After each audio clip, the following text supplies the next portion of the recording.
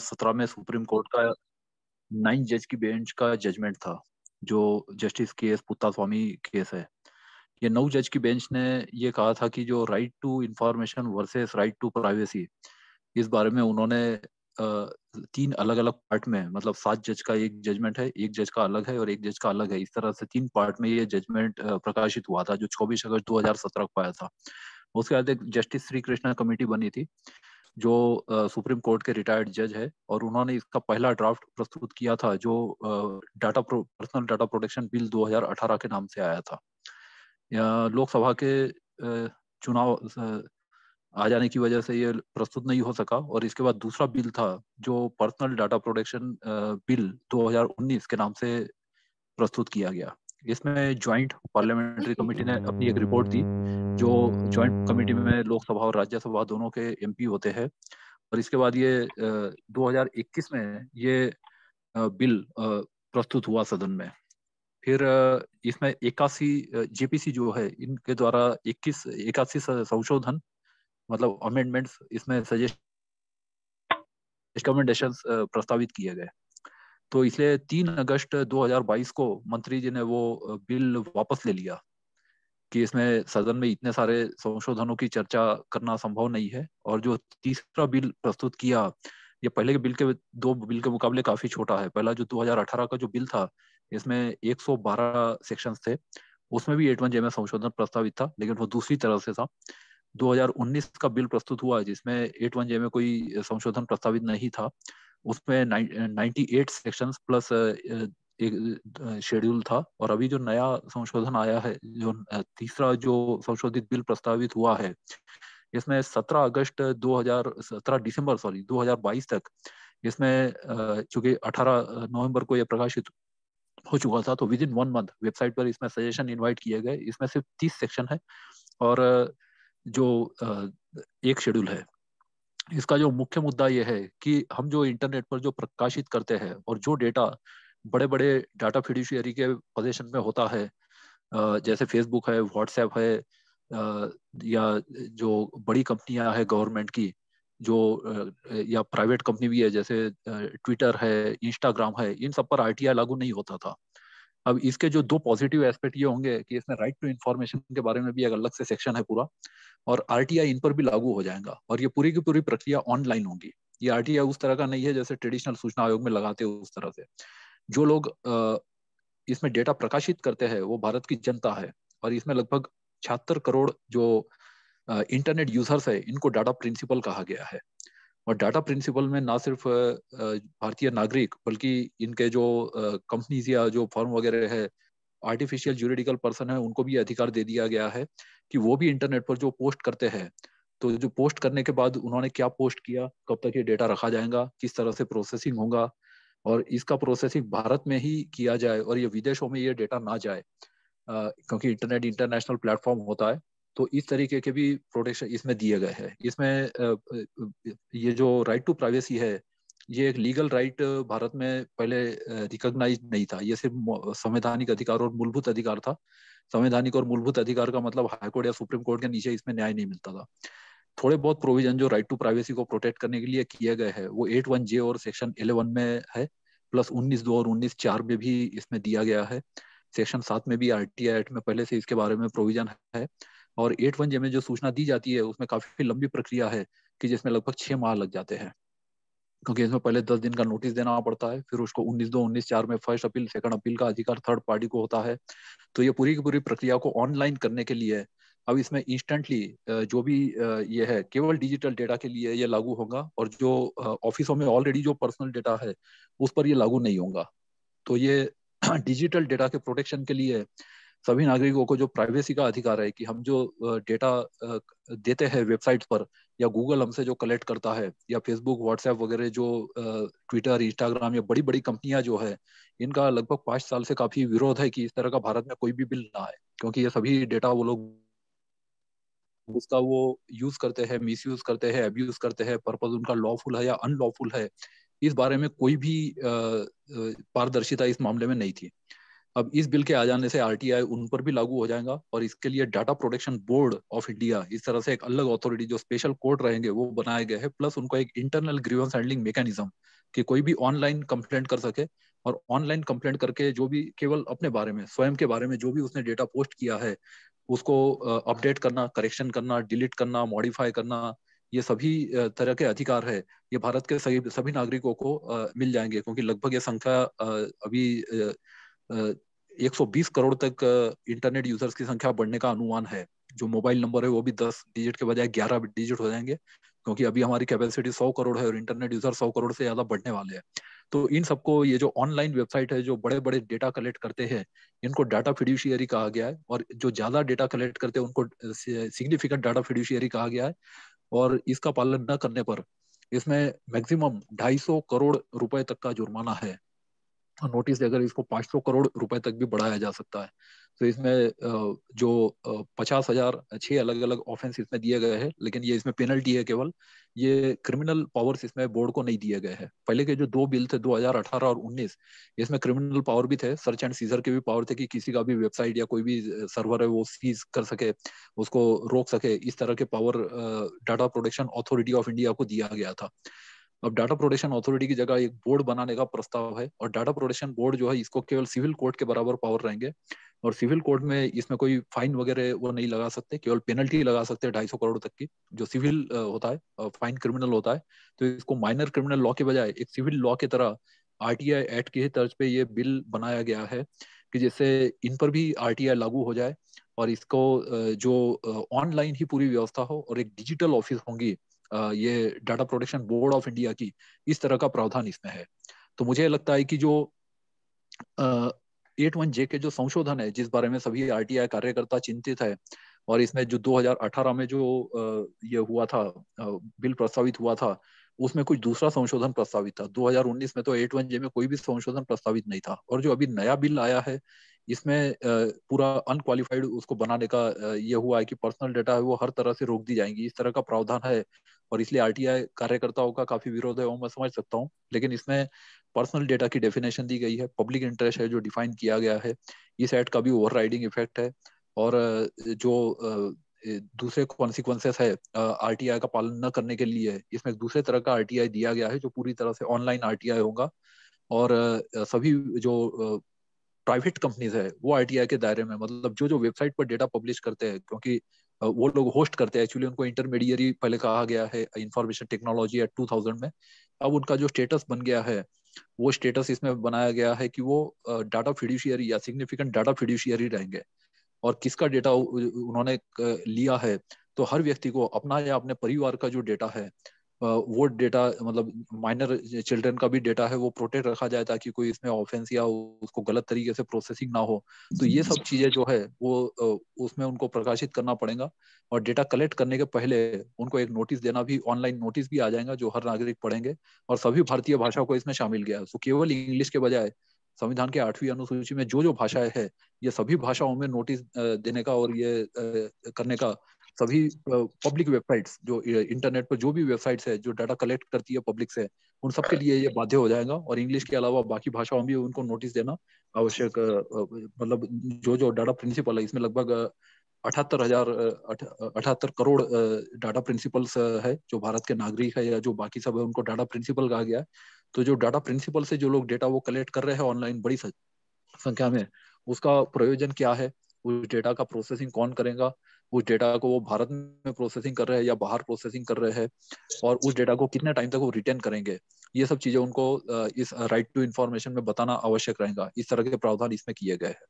तो इसलिए इसके केवल नकारात्मक, और दूसरी बात यह है कि इसमें कुछ लोग, मैंने ये भी देखा कि लोग जो ईमेल वगैरह कुछ जगह पर कर रहे हैं, इसमें किसी को भी ईमेल करने से कुछ भी नहीं होगा। इसमें एक प्रक्रिया है जो कंसल्टेशन की है, और जो वेबसाइट दिया गया है मेटी की जो वेबसाइट है, ministry of electronics and information technology .mygov.in, और जो दूसरा जो innovateindia.mygov.in है, केवल उस वेबसाइट पर ही 17 दिसंबर तक, क्योंकि लगभग आधा महीना हो चुका है और ये कुछ दिन जो बचे हैं, तो उसमें उस वेबसाइट पर ही ऑनलाइन सजेशन भेजना जरूरी है कि कौन से सेक्शन में कोई उसको चेंज करना चाहता है, क्योंकि ये एक महीना जो है ये लगभग आधा समय इसका समाप्त हो चुका है, और किसी को, राष्ट्रपति को, राज्यपाल को, मानवाधिकार आयोग, इन सबको इसमें कोई भी वो लिखने से कुछ भी नहीं होगा। जो प्रक्रिया है उसका पालन किया जाए कि जो ऑनलाइन कंसल्टेशन मांगे गए हैं तो उस वेबसाइट पर ही ऑनलाइन जिसको भी सजेशन भेजने हो वो अपने सजेशन या ऑब्जेक्शन वगैरह, सुझाव वगैरह भेज सकता है। इसमें लॉ कमीशन या किसी और अथॉरिटी को लिखने से कुछ भी नहीं होगा। जिसको जो काम दिया गया है वो काम वही करेंगे। तो इसलिए जो कंसल्टेशन मांगे गए हैं इसमें जो कमिटी है जो इस सभी कंसल्टेशन को प्रोसेस करेंगी उनको ही ये सजेशन भेजना आवश्यक है। और इसमें ये जो एक प्रेजेंटेशन भी मैंने बनाया है, तो यदि उसमें कोई डिटेल मतलब सेक्शन वाइज या कोई और भी इसमें डिस्कशन चाहते हो तो वो मैं इसमें प्रस्तुत कर सकता हूँ। Thank you.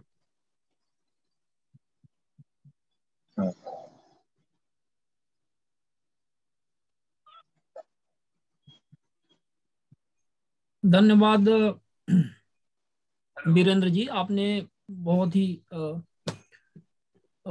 मतलब इसके जो डिटेल्स आपने दी है, और इसमें बहुत सारे प्रश्न भी हालांकि खड़े हुए होंगे, तो हमारे जो पार्टिसिपेंट्स हैं वो आपसे कुछ प्रश्न भी पूछेंगे।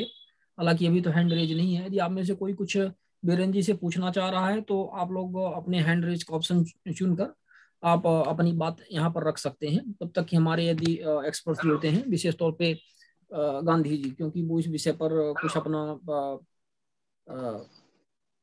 जरूर वक्तव्य रखेंगे, क्योंकि उनका कंसर्न इसमें ज्यादा था। हालांकि वो आरटीआई कानून के लिए निरंतर इसको मजबूती के लिए बात करते हैं, तो जहां निजता का अधिकार और प्राइवेसी की बात आती है तो इससे जरूर खफा रहते हैं। और सही भी है कि मतलब कोई ऐसे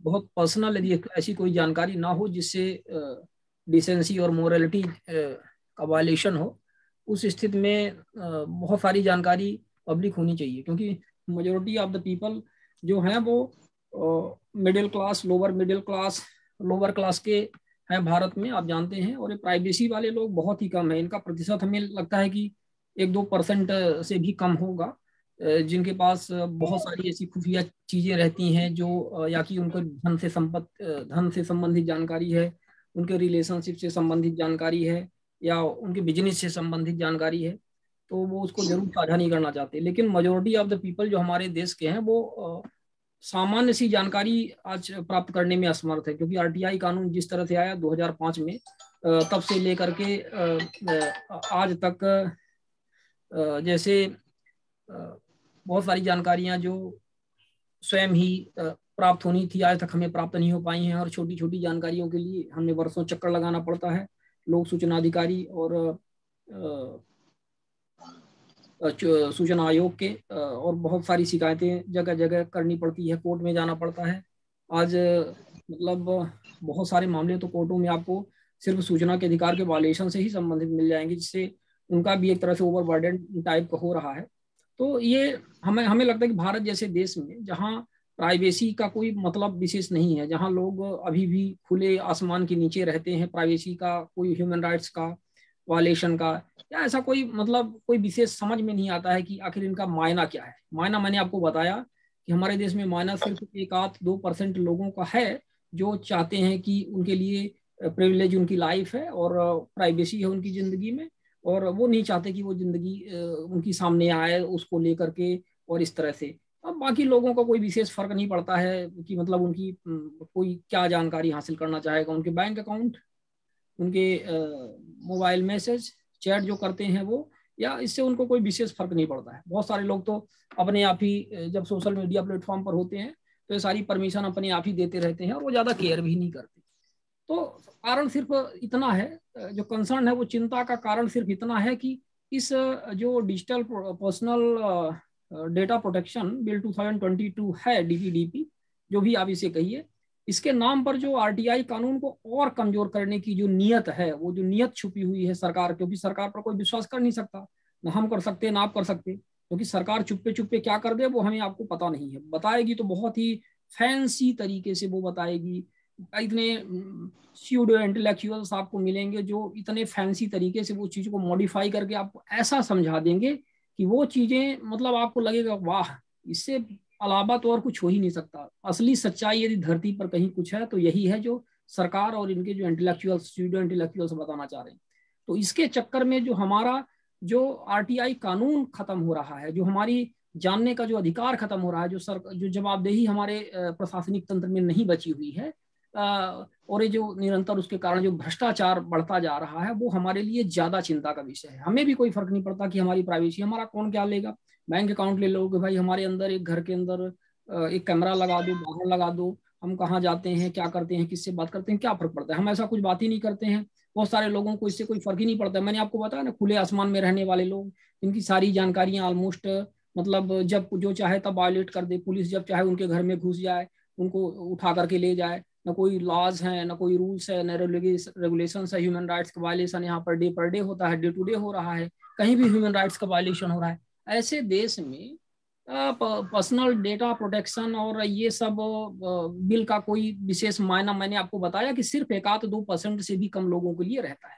तो ये सबसे बड़ी हमारी लोगों की चिंता की बात है। और निश्चित तौर पे हमें लगता है कि हमारे जो पार्टिसिपेंट जुड़े हुए हैं वो भी लगभग यही सब अपने जो भी हैं बातें रखेंगे।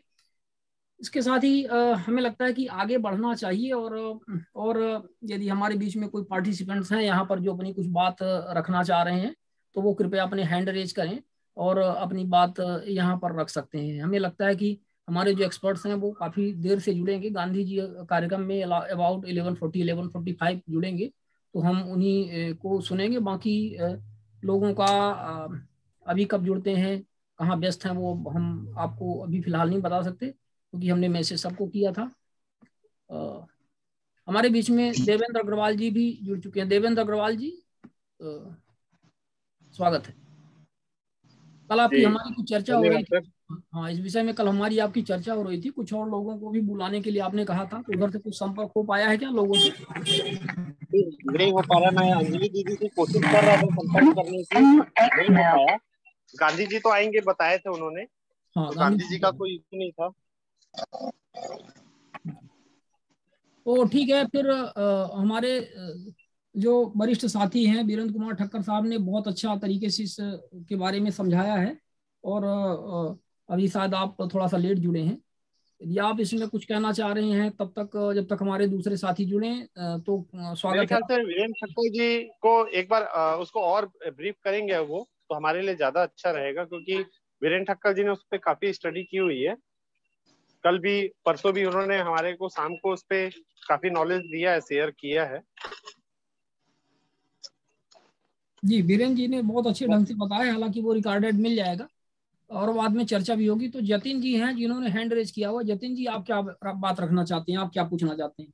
अपने आप को अनम्यूट करके पूछें। सर, ऐसा है कि मैंने महावितरण, मतलब कि महाराष्ट्र राज्य विद्युत वितरण में अप्लाई डाला था। एक कस्टमर ने जो है यहाँ पे बिजली की चोरी की थी और उसके डिटेल्स मैंने मांगे थे। तो अभी तक मुझे नॉर्मल कस्टमर्स को जो रेट है 11 रुपए दिया जाता है और इस कस्टमर को 5 रुपए के रेट से बिजली प्रोवाइड की जा रही है। तो इसकी जानकारी मैंने मांगी थी कि इनको ऐसा ऑप्शन क्यों दिया जा रहा है, इन्होंने क्या क्या डॉक्यूमेंट सबमिट किए। तो मुझे बताया गया कि ये जो है पर्सनल मैटर है, पर्सनल के बारे में आप जानकारी पूछ रहे हो, तो हम लोग उनको नहीं दे पाएंगे। बाकायदा वो आदमी के ऊपर महाराष्ट्र शासन के जो है वो बिजली चोरी के भी बहुत सारे केसेस चल रहे इसके पहले भी। तो ये चीज पर्सनल में आती है क्या नहीं आती है, ये मैं जानना चाहता हूँ। बिजली चोरी की जानकारी पर्सनल में कैसे आएगी? ये तो नोटिस ऑलरेडी चस्पा होता है किन किन लोगों ने चोरी की हुई है। और बिजली चोरी से संबंधित जब भी कभी होता है तो ये पेपर में भी अनाउंस किया जाता है। लोगों के नाम पे सम्मन कटते हैं जब वो बिजली का बिल नहीं जमा करते हैं। तो जो उनकी बिजली की अदालत होती है, लोक अदालत वगैरह भी होती है, वहाँ भी इस तरह से आते हैं। तो ये तो पब्लिक होती है, इसमें कोई पर्सनल इंफॉर्मेशन तो नहीं हुई कि किन किन लोगों ने बिजली की चोरी की हुई है, कितना उनके ऊपर फाइन है। पर आपको वो उनको नहीं देना रहा होगा तो उन्होंने इस तरह से बहाने बना लिए हैं। नहीं, ये बोल रहे कि ये जो जानकारी है न्याय प्रविष्ट है, तो इस वजह से हम ये न्याय प्रविष्ट है। और आपने जो जानकारी या जो पेपर्स मांगे हैं, वो जिनके खिलाफ आपने मांगे हैं उनको हमने पूछा है, तो उन्होंने उनसे देने के लिए नकार किया है। तो इस वजह से हम लोग आपको पेपर नहीं देंगे। हाँ ठीक है, वो उनका रहता है। थर्ड पार्टी से पूछते हैं कि वो जानकारी कोई आप आरटीआई के तहत मांग रहा है तो दें कि ना दें। तो यदि वो मना करते हैं तो कई बार उनके मना करने से, हालांकि इससे कोई फर्क नहीं पड़ता कि उन्होंने मना कर दिया तो लोक सूचना अधिकारी अपने कॉमन सेंस का उपयोग नहीं करेगा और जानकारी नहीं देगा। मैंने फर्स्ट अपील किया तो फर्स्ट अपील में भी रिजल्ट इन्होंने वही दिया है। वो गलत है एक्चुअली, वो गलत है। वो जानकारी मैं बता रहा हूँ आपको कि किन लोगों ने बिजली चोरी की हुई है और कितना उनके ऊपर अमाउंट ड्यू है। ये चीजें कई बार न्यूज़पेपर में भी प्रकाशित की जाती हैं, कई बार बिजली विभाग के उस कार्यालय में चस्पा की जाती हैं, नोटिस उन लोगों को भी डिस्ट्रीब्यूट की जाती है। तो मुझे नहीं लगता कि इसमें कोई ऐसी पर्सनल इंफॉर्मेशन है, और यदि है तो आप इसमें द्वितीय अपील पर भी जा सकते हैं और कुछ अपने तर्क किसी तरह से दे सकते हैं कि कोई ऐसे पहले के ऑर्डर मिल जाए जहां पर इस प्रकार से जानकारी साझा की गई हो, उसको भी आप लगा सकते हैं। हम भी प्रयास करेंगे, यदि कोई ऑर्डर ऐसा होगा तो हम आपको बताएंगे। Sorry to interrupt, last question ऐसा था कि 2017 में ये चोरी की गई है, तो उसकी लिस्ट मुझे पूरी मिल सकती है क्या? ये जो प्रकरण है 2017 से चल रहा है, उसके पीछे मैं अभी 2017 से अभी तक फॉलोअप ले रहा हूँ, लेकिन अभी तक इन लोगों को कुछ रिस्पॉन्स ना आने की वजह से मैंने फर्स्ट अपील सेकंड अपील के पीछे अभी आया। मैं आपको बता रहा हूँ कि हमारे लोगों के क्षेत्र में भी इस तरह से आरटीआई लगाते, बिजली चोरी के आरटीआई लगाते रहते हैं, ड्यूज की जानकारी और ये सब लेते रहते हैं। कई बार ट्रांसफार्मर जैसे जल जाते हैं, तो ट्रांसफार्मर जब जलने के बाद में नए ट्रांसफार्मर नहीं लगाए जाते और वो ये बताते हैं कि इन लोगों का इतना ड्यूज बाकी है, इतना बिजली का बिल बाकी है, इतना चोरी का बिल बाकी है, और वो पूरी सूची बाकायदा वो पब्लिक करते हैं कि इन लोगों का इतना बिल बकाया होने के कारण, चोरी के कारण हम यहाँ पर ट्रांसफार्मर नहीं लगा सकते जब तक ये पूरा राशि भरी नहीं जाएगी। तो हमें नहीं लगता कि ये कोई हार्ड एंड फास्ट रूल है इस तरह से कि मतलब कोई भी एक ऐसा रूल प्रिस्क्राइब्ड है कि मतलब नहीं दिया जा सकता, ऐसा कुछ नहीं है। अब आप आरटीआई लगाओगे, किसी की सर्विस बुक की कॉपी मांगोगे, वहां पे नहीं मिलेगा, लेकिन हमारे यहाँ हम लोग आरटीआई लगाएंगे तो यहाँ पे सर्विस बुक की कॉपी मिल जाती है। तो ये डिपेंड करता है कि मतलब आपका लोक सूचना अधिकारी कैसा क्या मतलब बर्ताव कर रहा है, देना चाह रहा है कि नहीं देना चाह रहा है। नहीं, वो अधिकारी से मैंने बात की तो बोलता है कि जा आपको जो करना है करो, ज्यादा से ज्यादा क्या मुझे 25,000 की फाइन होगी ना तो मैं वो सामने वाले पार्टी से ले लूंगा, उसका कोई प्रॉब्लम नहीं। ठीक बोला, वो समझदार आदमी है वो। इसी तरह से तो हमारे भारत में कानून चल रहे हैं, क्या गलत बोला वो, वो इसी तरह से है। तो जैसा है वैसा वो बोल दिया, तो आप प्रयास करिए, प्रयास ही किया जा सकता है अब, और तो क्या कुछ किया नहीं जा सकता जतिन जी, है ना? ठीक है। देखिए, कानून कभी क्रिमिनलिटी को प्रोटेक्ट नहीं करता है। इसमें आप सेकंड अपील करिए। पहले जो इंडियन इलेक्ट्रिसिटी एक्ट था 1910 का, वो रिपील हो चुका है।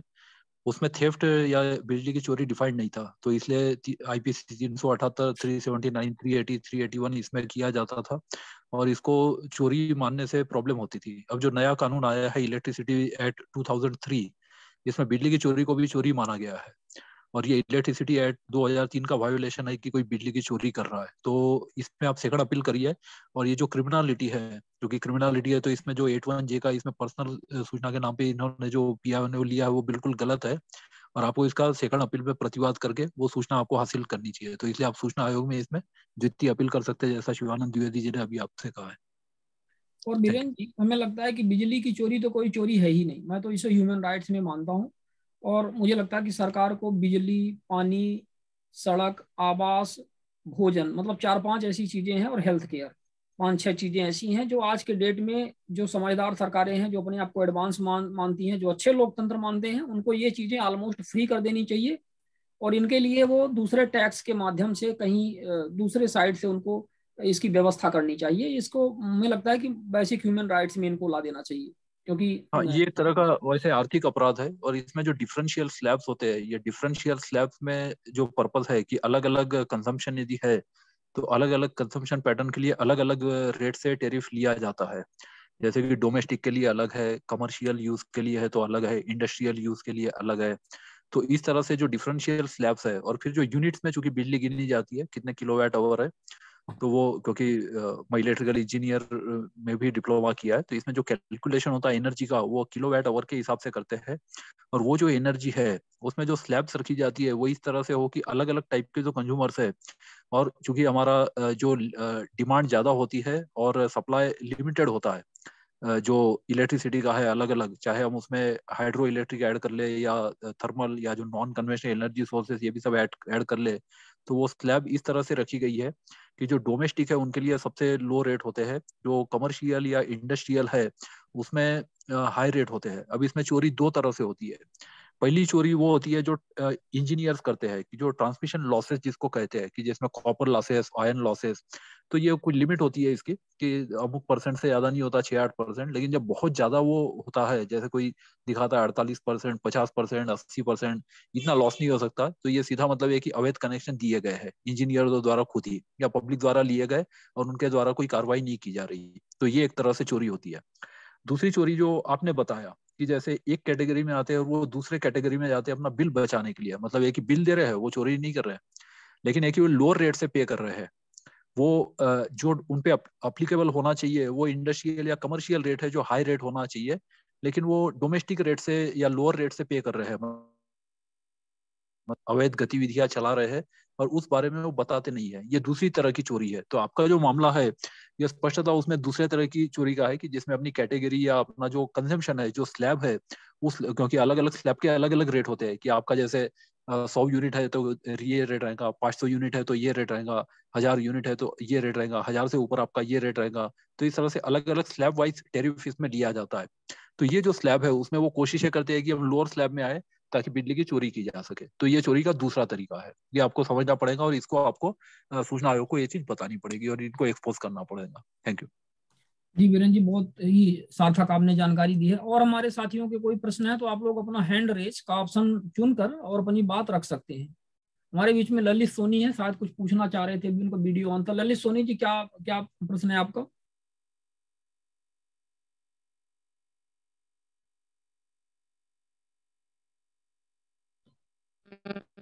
जी भैया प्रणाम, कुछ समय बाद आपसे पूछूंगा भाई साहब। हाँ जी, जयपाल सिंह खींची जी हैं हमारे बीच में, राजगढ़ से। जयपाल सिंह खींची जी, आपका क्या प्रश्न है?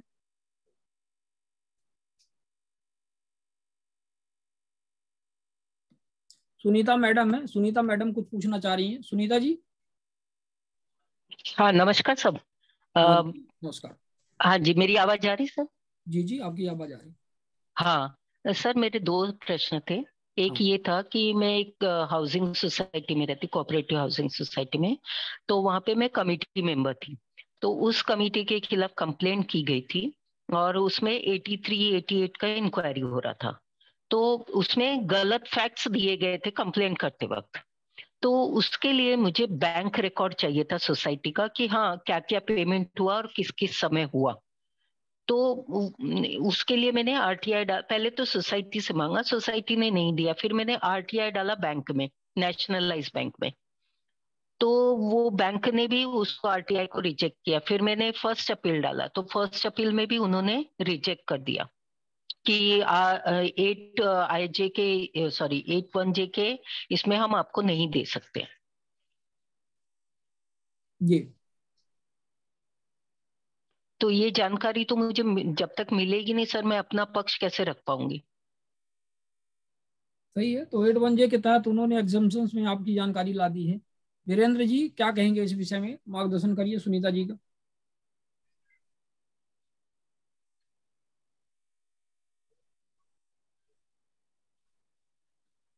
हेलो, मेरी आवाज आ रही है? हाँ हाँ, आपकी आवाज आ रही है। Yes sir. इस मामले में ये है कि जनरली जो बैंक्स है वो 81D, 81E या 81J के तहत उसको ये करना डिनाई करते हैं कि कॉम्पिटिटिव पोजीशन, फिड्यूशियरी इंफॉर्मेशन और व्यक्तिगत इंफॉर्मेशन, इस ग्राउंड पे जनरली बैंक वाले मना करते हैं। तो इसमें आपको पब्लिक इंटरेस्ट साबित करना पड़ेगा। और जब अपील आप करें तो फर्स्ट अपील या सेकंड अपील पे आपको ये बताना पड़ेगा कि यह सूचना क्यों आवश्यक है और इससे क्या क्राइम एक्सपोज हो सकता है। तो वो यदि आप कन्विंस कर दे तो इसमें केस टू केस बेसिस पर सूचना देने का निर्णय फर्स्ट एपेलेट अथॉरिटी या जो सूचना आयोग है वो दे सकता है। क्योंकि इसमें कोई भी ऐसी कॉम्प्रिहेंसिव लिस्ट नहीं है कि क्या पर्सनल है क्या नहीं है, लेकिन केस टू केस बेसिस पर मतलब बात सिर्फ इतनी सी है कि आपने पब्लिक इंटरेस्ट साबित कर दिया तो आपको वो सूचना मिल जाएगी, दूसरा साबित नहीं करेगा तो वही सूचना उसको नहीं मिलेंगी। तो अलग अलग ये लोक सूचना अधिकारी, अलग अलग अपीलीय अधिकारी और अलग अलग आयोग और अलग अलग हाई कोर्ट और सुप्रीम कोर्ट भी अलग अलग केस में अलग अलग निर्णय दे सकता है। इसमें कोई भी प्रेसिडेंस लागू नहीं होता है, केवल टेस्ट अप्लाई करनी होती है और वो टेस्ट ये है कि पब्लिक इंटरेस्ट है या प्राइवेट इंटरेस्ट है। तो वो टेस्ट में आपको मूल एप्लीकेशन में आपने नहीं लिखा है तो आपको फर्स्ट या सेकंड एपेलेट लेवल पर जब ये 81J का डिफेंस कोई रेज करता है तब आपको ये पब्लिक इंटरेस्ट साबित करना पड़ेगा। Thank you. Okay sir, thank you very much. Sir एक और सवाल था मेरा कि जैसे ऑर्डर हो गया एसआईसी का, उसको 18(1) में कंप्लेन ना करते हुए क्या डायरेक्ट हाई कोर्ट जा सकते हैं? हेलो। ऑर्डर आपका सूचना आयोग से हो गया है जी। तो सूचना आयोग से यदि ऑर्डर हो गया है और यदि आप ऑर्डर से संतुष्ट नहीं है तो आपको 18(1) में कंप्लेन करने की कोई जरूरत नहीं है मैडम, आप सीधे हाई कोर्ट जा सकती हैं। क्योंकि ओके क्योंकि सर। हाँ, क्योंकि इसके बाद कोई दूसरा मतलब ऑप्शन भी नहीं है। 18 का कोई हमें एक तरह से मैंडेटरी नहीं है कि हम 18 में कंप्लेन करें। हमें प्रयास करते हैं, एक बार अपने स्वयं स्तर से प्रयास करते हैं कि यदि 18(1) के तहत हम कंप्लेन करते हैं तो संभवतः यदि वो जी। मामला सूचना आयोग यदि सुन ले और उस पर कुछ कार्यवाही कर दे तो खुशी होती है हमें कि यही इसी स्तर से हमारा समाधान हो गया है। लेकिन हम उसमें बाध्य नहीं है 18 के लिए। और सीधा सा ये रहता है, कॉन्सेप्ट इसमें यह है कि यदि हम अपील पे दिए गए निराकरण से संतुष्ट नहीं है द्वितीय अपील सूचना आयोग से, तो हम सीधे हाई कोर्ट जा सकते हैं। मतलब 15 दिन, 1 महीने के बाद, या जब भी, मतलब तत्काल भी जा नहीं, सकते हैं। यहाँ पर ये मामला नहीं है कि संतुष्ट नहीं है। इनका क्या कहना है कि इनके फेवर में ऑर्डर दिया, केवल अनुपालना नहीं की जा रही है, तो अनुपालना के लिए आपको फ्रेश ओके। स्टार्ट या कंप्लेंट हाँ करने तो की जरूरत नहीं है। दोनों 18, हाँ हाँ, दोनों भी है, इनके कोई ऑलरेडी दिक्कत इनके फेवर में है। आपको नहीं। ये कि पुराना ही नंबर लिखते हुए कि इसकी अनुपालना नहीं हुई है, ये सबसे पहले आपको सूचना आयोग के ध्यान में लाना चाहिए। कर्नाटक हाईकोर्ट का इस मामले में एक निर्णय भी है हाँ तो वो जिसने ठीक कहा है। कि सूचना आयोग को सफिशिएंट शक्तियां है और वो अपने आदेश की अनुपालना करवा सकता है, जैसे सामान्य सिविल कोर्ट करते हैं। तो सिविल कोर्ट की तरह पूरे इनको पावर है और अपने आदेश की अनुपालना कराने के लिए सूचना अच्छा आयोग सक्षम है। तो इसलिए बीरेन सूचना आयोग में बीरेन आपको ये केस नंबर बताते हुए और ऑर्डर बीरेन करते जी, हुए हाँ बीरेन जी, अनुपालना नहीं की गई जज में लाना पड़ेगा। हाँ बीरेन जी, थोड़ा सा व्हाट्सएप ग्रुप में और हमें पर्सनल भी आप ये कर्नाटक हाई कोर्ट वाला ये हाँ वाला हाँ, ऑर्डर दे कर्नाटक का है, दीजिए। यस यस यस, ये तो ऑर्डर है मेरे पास, ये मैं पोस्ट कर तो दूंगा। उसको यस अपन सर्कुलेट कर लेंगे और यदि उसका रेफरेंस आपको हाँ, मिल यस जाए यहाँ चैट बॉक्स में भी आप शेयर कर लेंगे तो सुनीता मैडम के लिए थोड़ा सा आसानी रहेगी। हाँ, यस यस, हाँ मैं वो ऑर्डर ये पोस्ट कर दूंगा। अभी जो और लेटेस्ट आया साइटेशन मेरे पास है। अक्टूबर या जुलाई या अक्टूबर में आया वो उसकी बात कर रहे हैं सर? नहीं नहीं, हेलो। ये काफी पुराना ऑर्डर है। अच्छा, ये, काफी। हाँ, अच्छा। ये 2017-18 के पहले का ही है ये ऑर्डर। और उसमें कर्नाटक का हाई कोर्ट ने ये कहा है कि सूचना आयोग जो है वो सक्षम है इस मामले में निर्णय लेने के लिए, और सिविल कोर्ट के पूरे पावर्स इनको होते हैं, तो अपने आदेश की जी। अनुपालना वो कराने में सक्षम है बाकी सिविल कोर्ट्स की तरह। Okay sir. हाँ और सर हाँ। ये जो व्हाट्सएप वगैरह पे चल रहा है पेपर, न्यूज़पेपर की कटिंग्स वगैरह की, अभी कोऑपरेटिव हाउसिंग सोसाइटी भी अंडर आरटीआई आ गई, ये सही है क्या सर? लीगल है? उसमें ऐसा होता है कि जो अलग अलग स्टेट में अलग अलग निर्णय दिए गए हैं, तो जो हाई कोर्ट के निर्णय है वो केवल उसी स्टेट में लागू होते हैं। तो यदि आप कौन से स्टेट से बोल रही? मैं मुंबई से हूँ सर। अच्छा, महाराष्ट्र, ओके। तो फिर जी। इसमें ये है कि जो अलग अलग स्टेट में अलग अलग हाई कोर्ट के निर्णय है, और उसमें आप अपने जी। जहाँ जहाँ कोऑपरेटिव सोसाइटी है और वो ये दावा करते हैं कि वो 2H में पब्लिक अथॉरिटी नहीं है, या उन्होंने PIO ही अपॉइंट नहीं की और जो बताते कि हम RTI के दायरे से बाहर है, तो ऐसे मामले में आप सीधे सूचना आयोग में कंप्लेंट कर सकते हैं 18(1) में, तो कि वो 2H में इनको पब्लिक अथॉरिटी घोषित करे। और दूसरा ये कि यदि वो उस तरह से नहीं होता है, तो दूसरा जो अल्टरनेटिव अप्रोच आपके पास है वो ये कि रजिस्ट्रार ऑफ कोऑपरेटिव सोसाइटीज होता है। तो जो सर सूचना लोग सरकार को देते हैं, सॉरी तो है, registrar of cooperative societies already public authority है। यस सर सॉरी मैं आपको डिस्टर्ब कर रही हूँ। लेटेस्ट अभी मेरे को अक्टूबर में ये मिला है SIC का ऑर्डर। उसमें उन्होंने क्लियरली मेंशन किया है कि जो डिप्टी रजिस्ट्रार है वहां पे सोसाइटी के डॉक्यूमेंट्स मांगने के लिए आप RTI नहीं कर सकते, ये बैकडोर यूज है, तो इसमें नहीं कर सकते आप। ऐसा क्लियरली उन्होंने मेंशन किया ऑर्डर में सर। हाँ, तो इसको फिर आप दिल्ली हाईकोर्ट में चैलेंज कर सकते हैं। CIC सेंट्रल का मामला है, तो फिर आप दिल्ली हाईकोर्ट में इसको चैलेंज कर नहीं, सकते SIC सर, SIC हैं। हाँ, ऐसा, बेलापुर हमारे इधर में। हाँ, अच्छा SIC SIC ने महाराष्ट्र, ऑर्डर। अच्छा यस महाराष्ट्र में सर। ऑर्डर किया, ओके। तो यस सर। इसमें, हाँ, तो ये यदि है तो फिर उसमें आप उसको बॉम्बे हाईकोर्ट में ही चैलेंज कर सकते हैं। हाईकोर्ट का ज्यूरिसडिक्शन बनता यस। है इसमें। हाँ, ओके सर, मैं हाईकोर्ट वही में करके सोच रही आपको थी। 2H के हाँ। अंतर्गत पब्लिक अथॉरिटी घोषित करवाना पड़ेगा, और वो पब्लिक अथॉरिटी घोषित कर देते हैं महाराष्ट्र में, तो फिर वो सभी जो कोऑपरेटिव सोसाइटीज है वो उसके दायरे में, क्योंकि हो सकता है कि कोई स्टेट लॉ भी हो महाराष्ट्र में। मुझे इसका पता नहीं कि कोई अलग से स्टेट लॉ है या नहीं कोऑपरेटिव सोसाइटी का, हालांकि मैं महाराष्ट्र में भी 25 साल में रहा हूँ। लेकिन यदि कोई स्टेट लॉ लागू होता है तो उसमें आपको ज्यादा पता होगा, और उसमें यदि स्टेट लॉ के तहत ये बनी हुई है कोऑपरेटिव सोसाइटी, तो फिर बॉम्बे हाईकोर्ट इसका इंटरप्रिटेशन करके उनको 2H में पब्लिक अथॉरिटी घोषित कर सकता है या नहीं कर सकता है। सर महाराष्ट्र आरटीआई एक्ट मेरे पास है, उसमें क्लियरली लिखा है कि deputy registrar is a public authority. हाँ, तो पब्लिक अथॉरिटी है तो फिर वो उसमें आप उनसे सूचना हासिल कर सकते हैं। और वो जो लिस्ट कई सूचना आयोग पब्लिश भी करते हैं, जैसे हमारे यहाँ भी लगभग 8-10 हजार पब्लिक अथॉरिटी की लिस्ट है, वेबसाइट पर अवेलेबल है। तो जहाँ कई सूचना आयोग पब्लिकली ये लिस्ट अवेलेबल कराते हैं, तो उसमें यदि है, इसका मतलब है कि वो पीआईओ है और उन पीआईओ से आप वो सूचना हासिल कर सकते हैं। तो आरटीआई के दायरे में डेफिनेटली आती है, क्योंकि तो उसमें लेकिन आपको एप्लीकेशन जो है सोसाइटी के पीआईओ को नहीं, बल्कि आपको रजिस्ट्रार ऑफ कोऑपरेटिव सोसाइटी से सीधे लगानी पड़ेगी। हाँ वहीं पे लगाया था सर, अभी मुझे उस ऑर्डर को हाईकोर्ट में चैलेंज करना पड़ेगा, क्योंकि हाँ, सूचना आयोग का निर्णय आ गया तो फिर हाईकोर्ट में, तब हाईकोर्ट में करना पड़ेगा। जी जी okay sir, thank you very much sir. Okay sir मुझे एक थोड़ा पूछना था इसी कनेक्शन में। अभी आप बोले कि जो ट्रस्ट है उसकी जानकारी प्राप्त कर सकते हैं okay through a deputy registrar. तो मेरा सवाल ऐसा है सर कि अदर देन सोसाइटी मेंबर भी वही उसी सोसाइटी का कोऑपरेटिव सोसाइटी की इंफॉर्मेशन डिमांड कर सकते हैं क्या? देखिए, इसमें जहाँ पर 81J का मामला होता है वहां तो आप साबित कर सकते हैं कि आप सूचना क्यों चाहते हैं, तब वो पब्लिक इंटरेस्ट वाला मामला आ जाता है। लेकिन यदि कोई ये दावा करता है कि हम पब्लिक अथॉरिटी ही नहीं है और हम आरटीआई के दायरे में ही नहीं आते, हाँ। तो फिर ऐसे मामले में आपके पास अपील का अधिकार नहीं रहता और इसमें आपको कंप्लेंट ही करनी पड़ेगी सूचना आयोग में कि वो 2H में इसको पब्लिक अथॉरिटी घोषित करे। तो इसमें लीगल रेमेडी जो आरटीआई एक्ट में आपके पास है वो केवल यही रेमेडी है।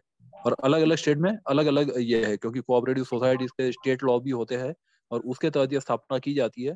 और हाईकोर्ट का जो ऑर्डर है वो केवल उसी स्टेट तक लागू होता है। तो जब प्लीडिंग या आर्गुमेंट करते हैं तब आप दूसरे स्टेट के वो जजमेंट कोर्ट कर सकते हैं, लेकिन सूचना आयोग या हाईकोर्ट उसको माने दूसरे स्टेट के जजमेंट को, ये आवश्यक नहीं है, विधिक रूप से बाध्य नहीं है उनके लिए। हाँ सर मुझे ऐसा पूछना था कि जो सोसाइटी है उसी के मेंबर ही उनके सोसाइटी का डिमांड कर सकते हैं या बाहर वाले भी उसी तभी बात तो वही है, तभी बात तो वही है। देखिए आरटीआई में क्या होता है, आरटीआई में केवल एप्लीकेंट होता है, उसका लोकल स्टैंड है या वो कौन है क्या है ये सब नहीं देखा जाता है। एक को दी जाती है तो सबको दी जाती है, और एक को नहीं दी जाएंगी तो किसी को नहीं दी जाएंगी। अभी आरटीआई में ये चीज है। तो इससे हाँ, तो इसलिए वो ये कि जो सूचना यहाँ केवल ये देखा जाता है कि इन्फॉर्मेशन पब्लिक है या प्राइवेट है, ये केवल चीज देखी जाती है। तो इसलिए किसको दी जाए किसको ना दी जाए ये इसमें इशू नहीं होता आरटीआई में। ओके, लेकिन मांगने वाला कौन है इससे कोई फर्क नहीं पड़ता है। लेकिन अपना जो प्रियम्बल है ना उसमें लिखा है ना कि मतलब जो गवर्न है ओके उनके लिए अकाउंटेबल बनाना है ना सिस्टम को। तो ये भारत के सभी नागरिकों को दिया गया है। मैंने बता रहा हूँ कि नागरिक में डिफरेंस नहीं होता आरटीआई में। एक को दी जाएंगी तो सबको दी जाएंगी, एक को नहीं दी जाएंगी तो किसी को नहीं दी जाएंगी। तो सूचना पब्लिक है या प्राइवेट है ये इन्फॉर्मेशन है, कौन मांग रहा है, सोसाइटी का मेंबर है नहीं है, that is irrelevant consideration. RTI में लोकल स्टैंडर्ड का कांसेप्ट नहीं होता है। ओके 6.2 में आप देखिए कि कॉन्टैक्ट इन्फॉर्मेशन के अलावा कोई भी इन्फॉर्मेशन देना जरूरी नहीं है। ओके तो सूचना आपको क्यों चाहिए ये कारण बताना आपको 6.2 में आवश्यक नहीं है। Yes sir, understood, thank you sir.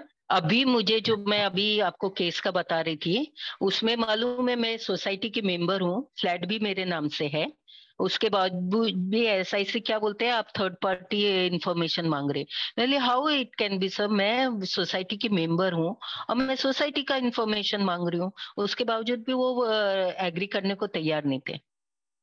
देखिए आपका मामला 2H का है या 81J का है ये आप बता दीजिए। पब्लिक अथॉरिटी है या नहीं, 2H का है या 81J का है? नहीं 81J का नहीं है सर, सोसाइटी की इंफॉर्मेशन मांग रही हूँ मैं। हाँ नहीं तो देखिए उसमें ऐसा है, आरटीआई एप्लीकेशन में आप कौन है ये नहीं देखा जाता है, ठीक है ना। तो उसमें आपको पहले ये घोषित करवाना पड़ेगा कि वो पब्लिक अथॉरिटी है, तब तक तो ना वो पीआईओ अपॉइंट करेंगे ना वो सूचना देंगे, क्योंकि आरटीआई के दायरे में वो नहीं आते। तो पहले आपको आरटीआई के दायरे में लाना पड़ेगा, और आरटीआई के दायरे में आते हैं तो ही वो आरटीआई कानून उन पे लागू होगा। ये आपको देखना जरूरी है, जो केवल सूचना आयोग या हाईकोर्ट कर सकता है।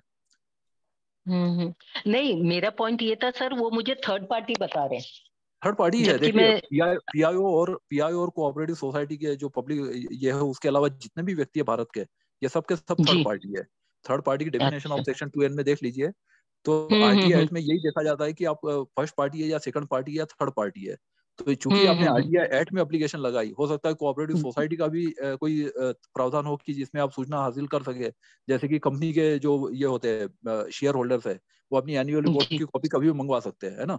तो उस तरह का आपके सोसाइटी में ऐसा कोई प्रावधान है तो आप सोसाइटी एक्ट के तहत वो उसको हासिल कर सकते हैं, तो उसमें आरटीआई लागू नहीं होगा। उसमें चूंकि मेंबर होने के नाते आपको सूचना मिलेगी। तो आपको मेंबरशिप का फायदा उठाना है तो सोसाइटी के एक्ट में ऐसे कोई प्रावधान है वो आपको इन्वोक करने पड़ेंगे, तब वो सूचना मिल सकती है। Okay sir, okay, thank you very much. चलिए आगे बढ़ते हैं। धर्मचंद्र जी, आप क्या पूछना चाह रहे हैं?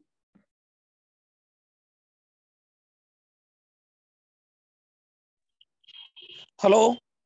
हाँ जी, पूछें। हाँ नमस्ते सर, मैं सर रोज नामचा रिपोर्ट के संबंध में मैंने आरटीआई लगाई थी जिला दतिया एडिशनल एसपी के पास। तो उन्होंने सर 81J के तहत वो रोज नामचा रिपोर्ट देने से इनकार कर दिया था मेरे को।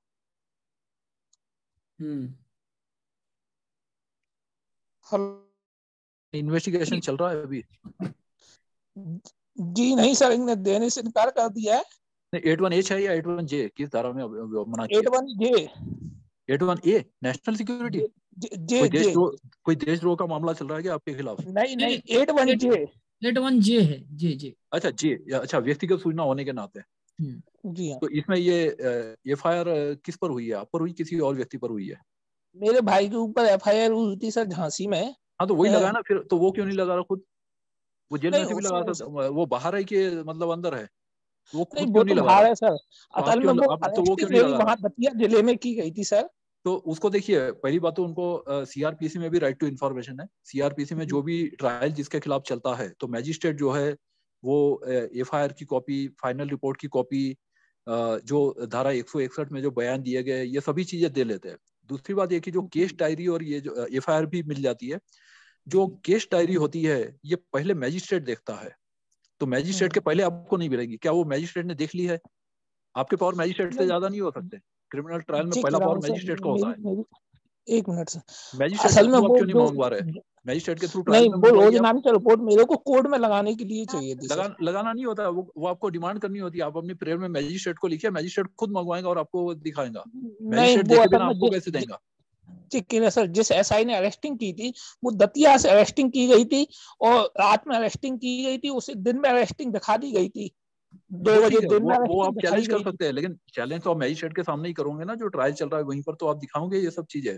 जी हाँ, तो मैजिस्ट्रेट को आपको प्रार्थना पत्र देना होगा और मैजिस्ट्रेट पहले खुद देखेगा। ये इसमें हाईकोर्ट का जजमेंट भी है कि आपका अधिकार मैजिस्ट्रेट से ज्यादा नहीं है, तो मैजिस्ट्रेट क्रिमिनल ट्रायल में पहले खुद देगा और फिर उसमें जो भी प्रक्रिया है 202, 200, 202, 204, 209, 211 उसके मुताबिक पूरी प्रक्रिया फॉलो करते हुए वो उसकी कॉपी वगैरह भी देगा before the commencement of the trial. और during the trial case diary वगैरह भी ले सकते हैं और क्रॉस एग्जामिनेशन वगैरह का भी आपके वकील को हक रहेगा। तो ये पूरे अधिकार सीआरपीसी में ऑलरेडी दिए हुए हैं, तो वो प्रक्रिया आपको पालन करनी पड़ेगी क्योंकि आपके पावर मैजिस्ट्रेट से ज्यादा नहीं हो सकते। आप बोलो कि मैजिस्ट्रेट को बाईपास करके पहले मैं डिटरमाइन करूं, मैजिस्ट्रेट के पहले से बड़े जज आप नहीं है, तो पहले मैजिस्ट्रेट देखेगा। आपके वकील को उसमें जो डिफेंस का जो वकील है वो उसमें मैजिस्ट्रेट से रिक्वेस्ट करेगा और फिर वो मैजिस्ट्रेट वो कॉपी दे देगा। ठीक हाँ ठीक है धर्मचंद जी। हाँ ओके, थैंक्स। अच्छा प्रश्न आपका रहा, इससे और लोगों के भी कॉन्सेप्ट क्लियर हुए। जय कृष्णा साहब हैं, जय कृष्णा साहब अपने आप को अनम्यूट करके अपनी बात रखें। जय कृष्णा जी, जय कृष्णा जी सुन पा रहे हैं? सैयद खाजा साहब हैं, सैयद खाजा जी आप? हाँ जय कृष्णा जी आप? हेलो, क्या आप सुन पा रहे? हेलो, सुन पा रहा हूँ, आवाज आ रही है। खाजा जी अपनी आप? हाँ, मैं ये जानना चाहता था कि जैसे कि मैंने कुछ आरटीआई करी थी और उसमें से दो तो मेरे को ऐसे इन्फॉर्मेशन मिली कि मतलब इन्फॉर्मेशन उनके पास अवेलेबल नहीं करके पीआईओ ने बता दिया है और उससे मैं सेटिस्फाइड होके अपील में नहीं चलेगा और ये समझो 2 साल पहले का मामला है। तो मेरा एक सवाल ऐसा है कि मुझे ऐसा लगता है कि अगर उनके पास रहने के बावजूद भी क्या वो ऐसा कह सकता है कि पीआईओ के हमारे पास कोई अवेलेबल ही नहीं है इन्फॉर्मेशन, और उसको हम कैसे पहचाने कि वो सही बोल रहा है या गलत बोल रहा है? देखिए आपका मामला 2F का है ये, इसमें तो इसमें आपको पहली बात तो ये है कि ये जो केस है आपका लिमिटेशन बाढ़ है और इसमें आपने समय से अपील नहीं की है, तो ये केस डेड हो गया है, ठीक है। नहीं अब नहीं आप नहीं इसमें फर्स्ट अपील कर सकते हैं, नए सेकंड मामले अपील की कर सकते हैं। नए मामले की बात हाँ, कर तो रहे आप हैं नया हाँ फ्रेश कर लीजिए, फ्रेश आरटीआई एप्लीकेशन करिए। और दूसरी बात ये कि आप ये देखिए कि क्या किसी विधि के अधीन उनको ऐसी कोई सूचना रखना आवश्यक है या नहीं है। ये बात यदि आप साबित कर दे कि अमुक सूचना उनके पास धारित होना जरूरी है, तो आपने जो सूचना मांगी थी वो क्या है और कौन से कानून के तहत उनके लिए वो सूचना रखना आवश्यक है, ये यदि आप साबित कर दे तो फिर वो 2F में आ जाएगा और वो फिर उसमें सूचना भी माना जाएगा और सूचना का अधिकार भी उसमें लागू हो जाएगा। क्योंकि जो सूचना रखने के लिए वो बाध्य नहीं है या उनके पास नहीं है, तो वो सूचना वो दे नहीं सकते, क्योंकि भौतिक या मटेरियल रूप में वो सूचना होना जरूरी है। तो आपको ये साबित करना पड़ेगा कि ये उनके पास धारित है या नहीं और कौन से कानून के तहत उनके लिए रखना आवश्यक है। आरटीआई एक्ट या कोई भी अन्य विधि, किसी भी विधि के अधीन यदि वो रखना आवश्यक है तो उनको वो रिकॉर्ड रखने पड़ेंगे और वो रिकॉर्ड आरटीआई में देने भी पड़ सकते हैं। तो ये आपको देखना पड़ेगा कि इंफॉर्मेशन है या नहीं है वो। बीरेन जी, आपने बहुत महत्वपूर्ण बात कही है कि ये देखना पड़ेगा कि वो जानकारी उनके कार्यालय में संधारित होनी चाहिए विधि अनुसार की नहीं। हमने क्या देखा है कई बार कि लोग ये कहते हैं, मतलब ये नियम में है, उनके सर्कुलर में है, ये प्रावधान में है कि जानकारी उनके कार्यालय में संधारित होनी चाहिए, लेकिन इसके बावजूद भी उनके कार्यालय में जानकारी वो संधारित नहीं करते हैं, संधारित नहीं होती है, और फिर बाद में वो ये जवाब दे देते हैं कि ये जानकारी हमारे कार्यालय में नहीं है। तो अभी इस स्थिति में व्यक्ति क्या कर सकता है और सूचना आयोग की इसमें क्या भूमिका रहती है, क्या सूचना आयोग इसमें कर सकता है, कैसे जी इसमें देखिए इसमें दो तरह की सिचुएशन होती है। पहला ये होता है कि कानून का पालन ना करना, कि अमुक सर्कुलर में अमुक कहा गया है कि आपको इस तरह से सूचना मेंटेन करना है, लेकिन अधिकारी द्वारा उनका पालन ही नहीं किया जा रहा है और वो रिकॉर्ड मेंटेन नहीं किए जा रहे। तो ये पहली स्थिति होती है। दूसरी स्थिति ये होती है कि जो सूचना है वो पहले उस कार्यालय में थी लेकिन बाद में वो डिस्ट्रॉय हो गई और वो प्रॉपर प्रोसेस से उसको डिस्ट्रॉय नहीं किया गया या डिस्ट्रक्शन के कोई रिकॉर्ड्स वो नहीं बता पाते हैं। तो यदि सूचना गायब करने का या डिस्ट्रॉय करने का मामला है तब तो फिर उसमें एफआईआर वगैरह भी करना पड़ता है और उसमें क्रिमिनल मामला बन जाता है। सूचना यदि नहीं बनाई तो ये फिर ये कानून का अवमानना करने का या सर्कुलर वगैरह न मानने का प्रशासनिक मामला बन जाता है। तो इसमें आरटीआई एक्ट में कोई रिमेडी नहीं है, लेकिन जो वरिष्ठ अधिकारी है जिन्होंने सर्कुलर जारी किया उनके संज्ञान में ये बात लाई जा सकती है कि अमुक अमुक कानून है या अमुक सर्कुलर है जिसके मुताबिक इन कार्यालय द्वारा सूचना मेंटेन नहीं की जा रही है, तो वो फिर उसमें प्रशासनिक कार्रवाई उसमें ले सकते हैं। क्योंकि आरटीआई में तो ऐसा है कि आयोग भी तभी दिलवाएंगे जब सूचना धारित है, यदि धारित ही नहीं है तो आयोग भी उसमें जो है वो इसी तरह से निर्णय देगा। तो उसमें ये देखना है कि वाकई क्रिएटेड ही नहीं है या क्रिएट हो गई और बाद में डिस्ट्रॉय हो गई, ये दो स्थिति हो सकती है, ये आपको उसमें पता लगाना पड़ेगा। नहीं, जैसे मतलब वो जानकारी कुछ साल पहले, सैयद जी आप अपने आप को अनम्यूट करके रखें क्योंकि आपके बैकग्राउंड से नॉइज बहुत बेकार थी यार, इसलिए मैं बार बार आपको म्यूट कर रहा हूँ। आप लोग एक बात जरूर ध्यान दिया करिए कि जब कार्यक्रम में बैठा करें तो अपने बैकग्राउंड का विशेष तौर पर ध्यान रखा करें। तो मतलब कई बार ऐसे जैसे कुछ ऐसे केसेस में हुए कि जानकारी पहले धारित थी, कुछ लोगों को मिली या कुछ अन्य माध्यमों से वो जानकारी सामने आ गई, पूरी जानकारी ना करके सिर्फ कुछ जानकारी आ गई। सपोज करिए किसी ने मांगा था उनसे 100 पेज की जानकारी, तो 100 पेज में ना होकर के 10 पेज तो उनके पास वो जानकारी पड़ी थी, लेकिन वो होनी 100 पेज थी, क्योंकि नियम ये कहता है कि आपके पास वो 100 पेज होने चाहिए, लेकिन वो 10 पेज की जानकारी मिली और उनके द्वारा तो ये कहा गया कि ये जानकारी हमारे यहाँ है ही नहीं। फिर बाद में कहीं दूसरे माध्यम से, साइड से या किसी बाबू के माध्यम से या जैसे तैसे 10 पेज की जानकारी वो ला करके आयोग के सामने रख दीजिए कि साहब ये देखिए ये जानकारी तो हम यहीं से लाए हैं। अब इसमें सवाल यह है कि आयोग के पास क्या शक्तियां हैं, आयोग इसमें क्या करवा सकता है, आयोग के पास कितनी पावर रहेगी और मतलब वो जानकारी उस कार्यालय में कैसे उपलब्ध करवाए और उसके लिए मतलब जिम्मेदार कौन है, उस पर क्या कार्रवाई हो सकती है। जी, आयोग इसमें जो 20(1) और 20(2) की कार्रवाई तो कर ही सकता है पेनल्टी की। दूसरा जो रिकॉर्ड्स मेंटेनेंस है कि जिसमें रिकॉर्ड्स क्रिएशन, रिकॉर्ड्स मेंटेनेंस और रिकॉर्ड डिस्ट्रक्शन, ये तीनों के बारे में भी निर्देश आयोग दे सकता है कि अमुक जानकारी को ऐसे किया जाए, या फिर उनके प्रॉपर डिस्ट्रक्शन के नियमावली नहीं बनी है तो डिस्ट्रक्शन नियमावली बनाने के भी निर्देश दे सकता है। डिस्ट्रक्शन नियमावली है और उसका पालन नहीं किया गया तो वो भी आदेश दे सकता है। एफआईआर करने के आदेश दे सकता है। रिकॉर्ड्स को रिकंस्ट्रक्शन करने के भी अधिकार आयोग को है, तो रिकंस्ट्रक्शन का आदेश दे सकता है कि रिकॉर्ड्स को जो है वो सेंडर, रिसीवर और जिन जिनको प्रतिलिपि दी गई है वहां से उस डॉक्यूमेंट को रिकंस्ट्रक्ट किया जाए, इस तरह के भी निर्देश आयोग दे सकता है। तो जो सेक्शन 19 में जो प्रक्रिया, जो अधिकार दिए गए वो काफी वाइड है, और इसमें ये कर सकता है। और यदि रिकॉर्ड्स मैनेजमेंट कहीं ठीक से नहीं हो रहा है तो अपनी एनुअल रिपोर्ट में भी जनरली सेक्शन 25 में वो गवर्नमेंट को निर्देश दे सकते हैं कि अमुक जगह पर सूचनाओं का जो मेंटेनेंस है या उसको ऑनलाइन किया जाना है या कोई दूसरे तरीके से बदलाव लाने हैं, तो उस बारे में भी वो निर्देश दे सकता है। तो ये सब अधिकार आयोग को है। हमें लगता है वीरेंद्र जी कि जैसे यदि अपन एमपी की बात करें और जहां हम हैं, यदि यहाँ की हम बात करें, तो हालांकि आप देखते रहते हैं कि समय समय पर बहुत सारी चीजें होती रहती हैं, बड़ी पेनल्टीज लगती रहती हैं, बड़े न्यूज बनते हैं, खबरें बनती हैं, सब चीज होती है। लेकिन जो वस्तु स्थित मैं आपको ये बताऊं कि यदि पंचायती राज व्यवस्था की बात में, क्योंकि मेरा फोकस मुख्य रूप से पंचायती राज व्यवस्था पर है, क्योंकि यदि मुझे कहीं सबसे ज्यादा पूरे भारत में सबसे ज्यादा यदि वायलेशन ऑफ द एक्ट और कुछ भी violation of the human rights और violation of the RTI act और हर तरह से जो भी चीजें कहीं दिखती हैं तो वो सिर्फ ग्रामीण क्षेत्रों में ही दिखती हैं। एक तो सबसे बड़ा कारण है कि लोग यहाँ पे उतने जागरूक नहीं होते हैं, और जो जागरूक हैं भी तो भी वो उतने एक्टिव नहीं होते हैं, क्योंकि मेजोरिटी ऑफ द पीपल वो अपने डे टू डे के भोजन पानी और इस सब चीजों में लगे रहते हैं। तो यहाँ पर हमने ये देखा कि इतने प्रयास करने के बावजूद भी जो आरटीआई कानून की स्थिति है उसमें कोई सुधार नहीं हुआ है। वो भले ही आपको न्यूज पढ़ने को मिल जाए या इस तरह से हमारे कुछ मामलों में ऐसा हो जाए वैसा हो जाए सारी चीजें, लेकिन हमारा ये अनुभव कहता है, जो हम ग्राउंड रियलिटी देख रहे हैं, कि जानकारियां यथा मतलब जैसी वैसी हैं। कोई जानकारियां जो संधारित्र की जानी चाहिए थी तब वो आज तक संधारित्र नहीं की गई हैं। बार बार आरटीआई लगाने पर एक ही जवाब मिलता है। पहली बात तो बहुत सारी जगह पे आवेदन ही स्वीकार नहीं किए जाते, जहां भी स्वीकार किए जाते हैं किसी तरह से तो जवाब जो मिलता है, ये जानकारी हमारे पास नहीं, ये जानकारी हमारे पास नहीं, ये जानकारी हमारे पास नहीं है। तो भाई वो जानकारी किसके पास है? और जबकि लॉज या रूल्स जो है सर्कुलर से ये कहते हैं कि ये जानकारी उस कार्यालय में होनी चाहिए, लेकिन नहीं है। तो मतलब हर तरह से हमें ये लगता है कि सूचना आयोग भी अपने काम में पूरी तरह से फेल हो रहा है। पूरी तरह से तो नहीं कह सकते, लेकिन पार्शियली सक्सेसफुल के अलावा मुझे लगता है कि मोस्ट ऑफ द टाइम वो फेल ही है, मतलब क्योंकि ये चीजें अभी व्यवस्थित नहीं हो पाई हैं और मतलब स्थितियां आप देख रहे हैं। खैर, इस बात को हम यहाँ पर होल्ड करते हैं और हमारे बीच में श्री शैलेश गांधी सर जुड़ चुके हैं, पूर्व केंद्रीय सूचना आयुक्त। सर, हार्दिक स्वागत है आपका कार्यक्रम में।